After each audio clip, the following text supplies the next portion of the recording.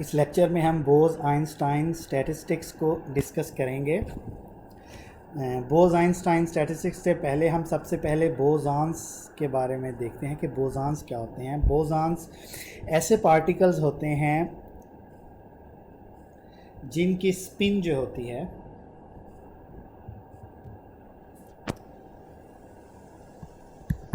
जो है वो इंटीग्रल मल्टीपल ऑफ एच बार होती है, यानी हम इसे कह सकते हैं एन एच बार। अब ये n की वैल्यू जो होती है वो 0, 1, 2, 3 एंड सो ऑन हो सकती है। और ऐसे पार्टिकल्स जिनके वेव फंक्शंस जो होते हैं वो सिमेट्रिक होते हैं, यानी अगर हमारे पास एक पार्टिकल्स है उसका wave function n1, n2, n3 and so on, तो सिमेट्रिक का मतलब यह है कि अगर हम दो पार्टिकल्स की प्लेसेस को एक्सचेंज कर देते हैं तो उनके वेव फंक्शंस एक जैसे रहते हैं, यानी एक्सचेंज करने के बाद भी उनका वेव फंक्शन जो है वो यही है n1, n2 and so on. लेकिन अगर वो एंटी सिमेट्रिक वेव फंक्शन है तो पार्टिकल्स की पोजीशन एक्सचेंज करने के बाद क्या होगा कि जो वेव फंक्शंस हैं वो सेम नहीं रहेंगे, यानी ये नेगेटिव साई के इक्वल होगा। तो बोसॉन्स ऐसे पार्टिकल्स होते हैं जिनका वेव फंक्शन जो है वो सिमेट्रिक वेव फंक्शन होता है। अब इनका वेव फंक्शन चूँकि सिमेट्रिक होता है, इस वजह से जो पॉली एक्सक्लूजन प्रिंसिपल है वो बोसॉन्स के ऊपर अप्लाई नहीं होता। पॉली एक्सक्लूजन प्रिंसिपल क्या कहता है कि किसी एक क्वांटम स्टेट के अंदर एक वक्त में जो है वो एक से ज़्यादा पार्टिकल्स नहीं हो सकते एक स्टेट के अंदर, यानी अगर एक स्पिन अप है तो दूसरा स्पिन डाउन होगा। लेकिन यहाँ पे बोसॉन्स का चूँकि वेव फंक्शन सिमेट्रिक होते हैं तो पॉली एक्सक्लूजन प्रिंसिपल एप्लीकेबल नहीं होता। इस वजह से किसी एक क्वांटम स्टेट के अंदर मैक्सिमम नंबर ऑफ जो है वो पार्टिकल्स हो सकते हैं या बोसॉन्स हो सकते हैं। कोई अपर लिमिट नहीं है इसके एक क्वांटम स्टेट के अंदर पाए जाने वाले बोसॉन्स के लिए, कोई अपर लिमिट नहीं है। अब जो बोसॉन्स की एग्जांपल्स हैं वो अल्फ़ा पार्टिकल्स हैं और मीज़ॉन्स हैं। अब ये अल्फ़ा पार्टिकल्स और मीज़ॉन्स जो इनका स्पिन एंगुलर मोमेंटम जो है वो 0 होता है। इसी तरह जो फोटॉन्स हैं और न्यूट्रॉन्स हैं इनका स्पिन एंगुलर मोमेंटम जो है वो 1 होता है, एट्सेट्रा। तो ये चंद एग्जांपल्स थी जो कि बोसॉन्स की हैं। तो इनकी जो स्टैटिस्टिक्स की स्टडी है उसको हम बोस-आइंस्टाइन स्टैटिस्टिक्स कहते हैं। अब जो बोस-आइंस्टाइन स्टैटिस्टिक्स है ये सबसे पहले एस.एन. बोस ने फोटॉन्स के लिए जो है डेवलप की थी, और फिर इसके बाद आइंस्टाइन ने इसके काम को आगे बढ़ाया और फिर इसको जर्नलाइज किया उन तमाम पार्टिकल्स के लिए जिनका स्पिन एंगुलर मोमेंटम जो था वो एच बार का इंटीग्रल मल्टीपल था। स्पिन एंगुलर मोमेंटम जो था वो इंटीग्रल मल्टीपल था। तो इसलिए इस पे चूँकि स्टार्टिंग बोस ने की थी, एस.एन. बोस ने की थी, और फिर इसको जनरलाइज जो किया था इसकी स्टैटिस्टिक्स को वो आइंस्टाइन ने किया था, इसलिए इस स्टैटिस्टिक्स को हम बोस-आइंस्टाइन स्टैटिस्टिक्स कहते हैं। अब बोस-आइंस्टाइन स्टैटिस्टिक्स कौन से पार्टिकल्स के ऊपर एप्लीकेबल है? अब चूँकि ये क्वांटम स्टैटिस्टिक्स है इसलिए ये पार्टिकल आइडेंटिकल भी होंगे और इनडिस्टिंग्विशेबल भी होंगे। अब चूँकि पॉली एक्सक्लूजन प्रिंसिपल अप्लाई नहीं होता तो इसलिए any number of particles can occupy a single cell in the phase space. Single cell जो है, लेट्स सपोज कि आपने फेस स्पेस को उसकी डिवीजन करते करते इतने स्मॉल सेल के ऊपर चले गए हैं कि क्वांटम मैकेनिकली आपको पता है कि जो फेस का एक सेल होता है उसका वॉल्यूम जो है वो h³ होता है, इससे मिनिमम तो हो नहीं सकता। तो अब ये जो मिनिमम वॉल्यूम है इसको भी एनी नंबर ऑफ पार्टिकल्स जो हैं वो ऑक्यूपाई कर सकते हैं, क्योंकि पॉली एक्सक्लूजन प्रिंसिपल जो है वो अप्लाई नहीं होता इन पार्टिकल्स पे। अब जो नंबर ऑफ पार्टिकल्स हैं वो एक फेस स्पेस के जो सेल्स हैं उनके कंपेरेबल होता है, यानी जितने नंबर ऑफ पार्टिकल्स हैं, अगर एन आई अगर आप नंबर ऑफ पार्टिकल्स कह लें एक फेस स्पेस के अंदर, और उसके अंदर जो नंबर ऑफ सेल्स हैं उस फेस स्पेस के अंदर वो अगर जी आई हैं तो वो एक दूसरे के कंपेरेबल हैं, ऑलमोस्ट एक जितने हैं, थोड़ा बहुत फ़र्क है। और फिर लास्टली कि ये ऐसे पार्टिकल्स के ऊपर एप्लीकेबल हैं जिनकी जो स्प्रिंग एंगुलर मोमेंटम है वो इंटीग्रल मल्टीपल ऑफ एच बार होता है, यानी एन एच बार। तो ये 4 प्रॉपर्टीज़ जो पार्टिकल्स फुलफ़िल करते हैं तो उनकी स्टैटिस्टिक, उनके ऊपर आप बोज आइंस्टाइन स्टैटिस्टिक्स जो है वो अप्लाई कर सकते हैं। अब हमारे पास एंसेंबल है जिसमें मुख्तलिफ पार्टिकल्स जो हैं उनकी असम्बलीज़ मौजूद हैं, ठीक है। तो अब जो टोटल नंबर ऑफ पार्टिकल्स हैं वो हमारे पास कैपिटल एन हैं, और किसी एक फेस स्पेस के अंदर जो नंबर ऑफ पार्टिकल्स हैं वो एन आई हैं। तो जितने भी फेस स्पेस के हैं आप उन सब का अगर आप सम करेंगे, जितने भी उसकी असम्बलीज़ हैं उनका अगर आप सम करेंगे, यानी एन आई जितनी भी एन आई हैं उनका आप सम करेंगे तो कैपिटल एन के इक्वल है, और ये एक कांस्टेंट वैल्यू है। इसी तरह अगर एन सम ऑफ एन आई एक कांस्टेंट वैल्यू है तो हर एक एन आई पार्टिकल्स की जो एवरेज एनर्जी है उससे अगर आप मल्टीप्लाई कर देंगे यू आई, तो आपके पास टोटल एनर्जी आ जाएगी, वो भी कांस्टेंट है। अब अगर आप टोटल नंबर ऑफ पार्टिकल्स का ग्रेडियंट लेंगे विद रिस्पेक्ट टू एन आई, तो अगर आप ग्रेडियंट करते हैं डेल्टा जी वन, मैंने इसे यहाँ पे शो कर दिया, तो वो आपके पास समेशन के is equal to i is equal to 1 to k, ये डी एन आई हो जाएगा, क्योंकि with respect to n i है तो ये D N i is equal to 0। और इसी तरह डेल्टा जी टू जो है वो हमारे पास ये हो जाएगा। तो ये ग्रेडियंट है, ये हमारे पास कंस्ट्रेंट्स हैं जिनको हम आगे यूज़ करेंगे जब हम Lagrange method of undetermined multipliers apply करेंगे। तो अब आपने इसे जहन में रखना है। अब सबसे पहले हम इनकी मल्टीप्लिसिटी कैलकुलेट करते हैं कि हमारे पास बोज आइंस्टाइन स्टैटिस्टिक्स की मल्टीप्लिसिटी क्या है। तो बोज आइंस्टाइन स्टैटिस्टिक्स की मल्टीप्लिसिटी हमारे पास ये है कि number of particles in a given state N आई, और उसके अंदर जो आपके पास नंबर ऑफ सेल्स उस एक स्मॉल स्पेस के अंदर जी आई। अब यहाँ पर अगर आप एन आई को किसी एक स्टेट के अंदर नंबर ऑफ पार्टिकल्स कहते हैं और जी आई को अगर आप डी जनरेट स्टेट्स कह लें उस एक स्टेट के अंदर, तो वो जी आई हैं, ठीक है। तो -1 divided by n i factorial g i -1 factorial, ठीक है।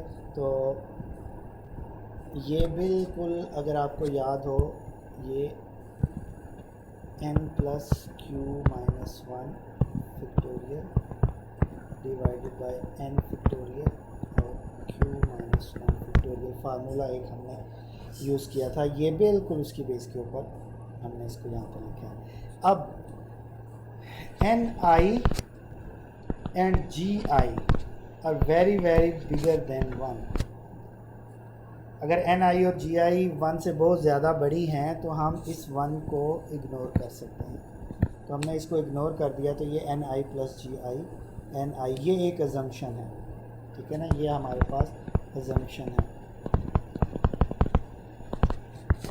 जो इस स्टैटिस्टिक्स के अंदर। तो इसको इग्नोर कर दिया तो हमारे पास N I plus ji I factorial N i factorial g I factorial आ गया।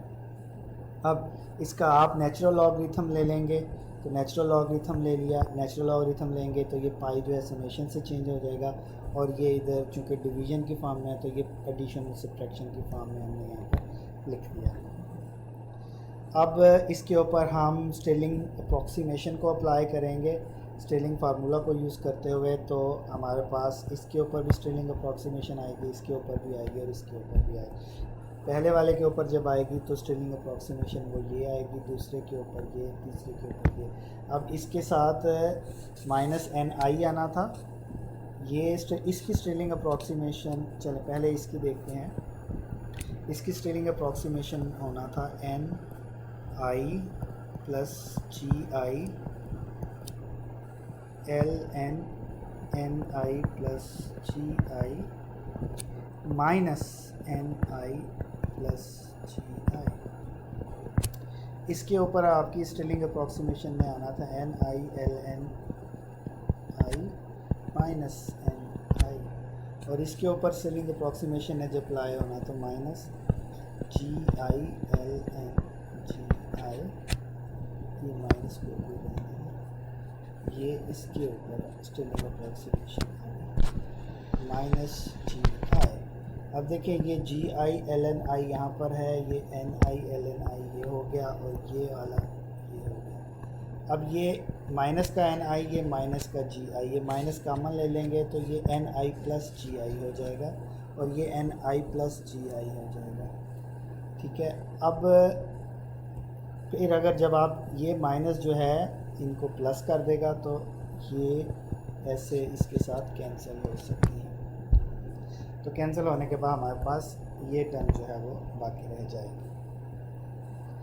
स्टेलिंग अप्रॉक्सीमेशन हमने अप्लाई कर दिया। अब नेक्स्ट स्टेप में हम, ये हमारा फंक्शन है जिसका ये फार्मूला है, अब हम इसका ग्रेडियंट लेंगे। ये हमारे पास बेसिकली फंक्शन है। अब हमने इसका ग्रेडियंट जो है वो फाइंड आउट करना है। तो फंक्शन का ग्रेडियंट डेल्टा एफ जो है वो डेल्टा एल एन ओमेगा। हम तो जब आप इसका ग्रेडियंट लेंगे, अब ग्रेडियंट हमने लेना है विद रिस्पेक्ट टू एन आई, और इसको हमने मैक्सिमाइज़ करने के लिए ग्रेडियंट ले रहे हैं। तो जब आप एन आई पहले इस फैक्टर का जब आप ग्रेडियंट लेंगे तो वो आपके पास ग्रेडियंट आएगा N I plus ji i का पहले आएगा, और ये सेकंड टर्म जो है वो प्रोडक्ट रूल इस्तेमाल करेंगे, एज इट इज़ रहेगी। तो ये आ जाएगा आपके पास डी एन आई, जी आई कॉन्स्टेंट हो जाएगा क्योंकि ये वेरिएबल नहीं होगा एन आई की रिस्पेक्ट से, तो ये ज़ीरो हो जाएगा। साथ में एल एन एन आई प्लस जी आई। अब सेकंड प्रोडक्ट रूल अप्लाई होगा तो ये N I plus ji i as it is आएगा। L N N I plus ji i का ग्रेडियंट आएगा one over N I plus ji i, और साथ में नेचुरल लॉगरिथम के अंदर जो है एन आई प्लस जी आई, इसका आएगा डी एन आई। ये इस टर्म का आपके पास जो है वो ग्रेडियंट आया। अब इसमें अगर आप देखें ये टर्म इससे कैंसिल हो जाएगी तो ये प्लस डी एन आई आ जाएगा आपके पास। ठीक है, तो ये इसका आपने निकाल लिया। अब इसी तरह आप इसके ऊपर भी जब ग्रेडियंट अप्लाई करेंगे तो ये कांस्टेंट है, इसका ग्रेडियंट ज़ीरो हो जाएगा, तो आप इसका ग्रेडियंट ज़ीरो हो जाएगा। ये एन आई एल एन आई का ग्रेडियंट मैं यहाँ पर लिखता हूँ। प्रोडक्ट रूल अप्लाई करेंगे तो सबसे पहले D N I L N N I ये आ जाएगा, फिर प्लस ये N I into one over N I into D N आई आ जाएगा, ये इससे कैंसिल हो जाएगा, तो ये D N I L N आई आ जाएगा। अब ये प्लस का डी एन आई है, इसमें भी ये प्लस का डी एन आई है, यहाँ पर चूँकि माइनस है तो ये माइनस हो जाएगा, ये डी एन आई इस डी एन आई को कैंसिल कर देगा, तो पीछे आपके पास ये टर्म रह जाएगी और ये टर्म रह जाएगी। अब इसमें से डी एन आई कॉमन चला जाएगा, तो आपके पास पीछे रह जाएगा L N N I plus ji I minus L N N आई, और डी एन आई जो है वो कॉमन चला गया, और शुरू में समेशन जो है वो भी हमने कॉमन ले लिया, I is equal to 1 to k। तो ये आपके पास इसका ग्रेडियंट का आ गया। अब ये चूँकि माइनस साइन के साथ है, ये इधर डिवीजन में आ जाएगा नेचुरल लॉगरिथम के N I plus ji i और एन आई डी एन आई। तो ये आपके पास जो है वो ग्रेडियंट फंक्शन का आ गया। अब हमारे पास फंक्शन का ग्रेडियंट भी है और हमारे पास कंस्ट्रेंट्स भी हैं, Lagrange method of undetermined multiply apply करेंगे, और जो अनडिटरमाइंड मल्टीप्लायर यहाँ पर हम यूज़ करेंगे वो अल्फ़ा और बीटा करेंगे। तो फर्स्ट कंडीशन के अंदर जो कि DNI था इज़ इक्वल टू 0, सिग्मा कामन चला गया, DNI भी कामन चला गया, उसके साथ अल्फ़ा जो है वो मल्टीप्लाई हो, ये अल्फ़ा अंदर कामन रह गया। सेकंड वाले के साथ UIDNI था तो DNI कामन चला गया, समेशन भी कामन चला गया, तो UI इधर अंदर रह गया, उसके साथ बीटा आ गया, और ये हमारा फंक्शन है। फंक्शन के साथ कोई मल्टीप्लाई नहीं होता, तो इसलिए ये LN। फंक्शन में भी DNI था वो कामन चला गया, और समेशन थी वो भी कामन चला गया। अब चूँकि ये DNI जो है वो इंडिपेंडेंट इसके सोल्यूशन पॉसिबल हैं, तो ये आपके पास ये चीज़ जो है वो ज़ीरो के इक्वल आ जाएगी। जब ये चीज़ ज़ीरो के इक्वल आएगी, ये minus alpha minus beta UI दूसरी साइड पर आ जाएगा, तो ये आपके पास क्या हो जाएगा, LN NI plus GI over NI is equal two plus alpha, ये अल्फ़ा प्लस बीटा UI। अब ये इसका एंटी लॉग अगर लेंगे तो ये इसका LN ख़त्म हो जाएगा, तो ये NI प्लस GI और NI, और दूसरी साइड पे E की पावर बन जाएगी, तो ये हमारे पास एक्सप्रेशन आएगी। इसको फर्दर सिंप्लीफाई करें, LCM ओपन करें, तो ये 1 plus GI over NI is equal to E power this है। फिर ये आपने 1 दूसरी साइड पर ले जाएंगे, तो ये GI over NI is equal to E alpha plus beta UI minus 1 हो जाएगा। ये NI ओवर GI कर देंगे, तो ये रेसिप्रोकल दूसरी साइड का भी हो जाएगा। तो यहाँ से NI जो है वो हमारे पास जो फाइनल एक्सप्रेशन है डिस्ट्रीब्यूशन की, कि NI पार्टिकल की जो डिस्ट्रीब्यूशन है वो क्या होगी, वो हमारे पास ये आएगा। अब यहाँ पर बीटा जो है वो हमारे पास 1 ओवर KBT के इक्वल होता है। तो अगर मैं बीटा की वैल्यू पुट करूँ, तो हमारे पास जो NI है वो बराबर होगा GI divided by E alpha और साथ में E की power beta 1 over UI sorry ये आएगा UI ओवर KBT फिर -1। तो ये आपके पास जो है वो फाइनल जो है वो एक्सप्रेशन आ गई किसकी, बोस आइंस्टाइन स्टैटिस्टिक्स की जो है वो फाइनल एक्सप्रेशन जो है वो आपके पास आ गई। चलें जी, ये हमारा आज का लेक्चर था। उम्मीद है कि आप लोगों को ये समझ आ गया होगा।